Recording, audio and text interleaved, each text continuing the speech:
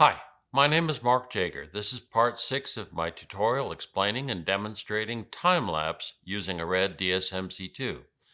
There are several methods for generating the final video. I will present two. One easy that you already know, and another one that's considerably more intensive. The easiest method is to post-process the time-lapse R3D file just as you would for continuous video clips.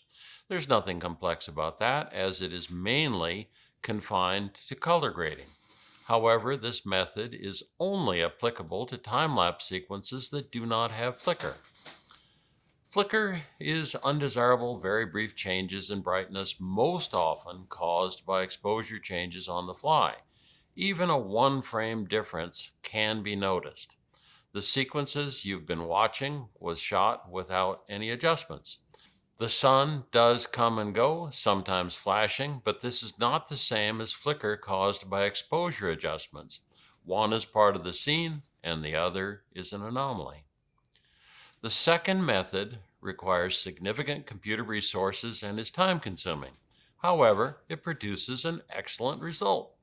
This is the right choice for time-lapse that has flicker.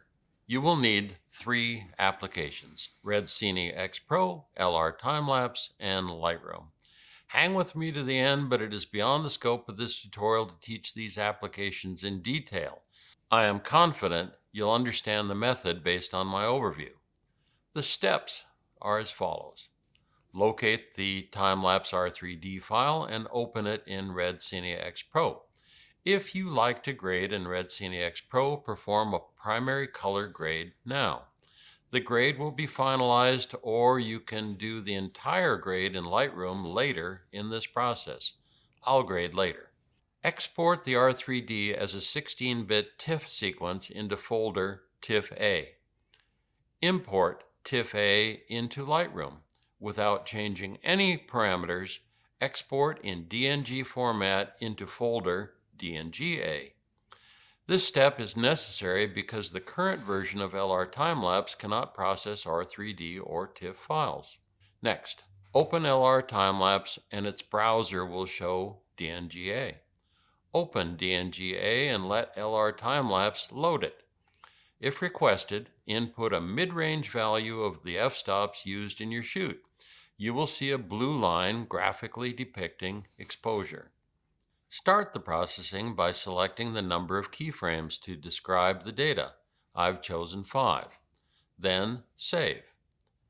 With LR Time-lapse on top and Lightroom open and showing underneath, drag the Drag to Lightroom icon onto the Lightroom library grid view.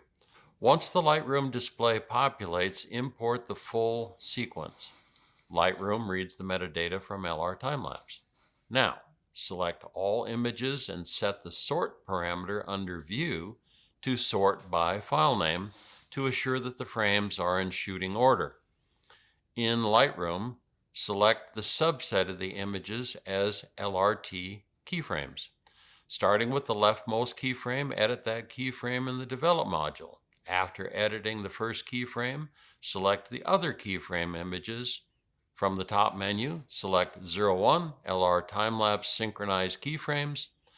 Do not use the Lightroom Sync function. Keep moving right and repeat until all keyframes are edited. Then go to the library grid view and examine the images. Do they have the time-wise progression you desire? If so, select all the keyframes and under the metadata menu, select Save Metadata to File. If not, refine the edit and then save the metadata. In LR Time-lapse, select Reload to read the metadata just saved. Then select Auto Transition to perform the interpolation between the keyframes. This is a significant and powerful feature of LR Time-lapse. This part of the process will create a smooth transition between each of the edit values for the keyframes. Next, select Virtual Previews.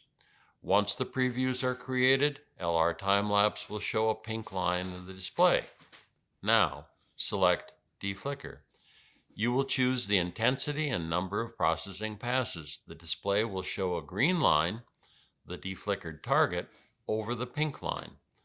Remember back in part 3 where I encouraged you to keep exposure changes to 1/3 stop per change? Well, here's where we smooth those changes. Smaller changes smooth out easier.